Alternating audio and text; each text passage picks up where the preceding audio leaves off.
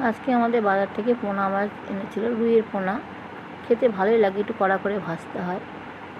তো আমি একটু মাছগুলোকে কড়া করে ভেজে নিলাম, আর সর্ষে, পোস্ত আর কাঁচা লঙ্কা মিক্সচারে পেস্ট করে নিলাম।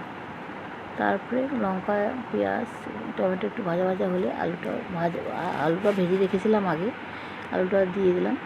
ভাজা হয়ে গেলে পরে সর্ষে বাটা, পোস্ত বাটা দিয়ে দিলাম। তারপরে ফুটে উঠলে পরেই তারপরে মাছগুলো ছেড়ে দেবো। একটু কালো জিরা সম্রা দিয়েছিলাম, মাছগুলো ছেড়ে দেবো। মাছগুলো সব ছেড়ে দিলাম, সব একটা একটা করে মাছ ছেড়ে দিলাম।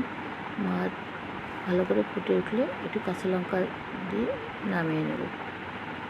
যদি আমার এই ভিডিওটা ভালো লাগে তাহলে একটা লাইক, কমেন্ট ও শেয়ার করে দেবে। নামানোর অর্ধেক কয়েকটা কাঁচা লঙ্কা দিয়ে দিলাম।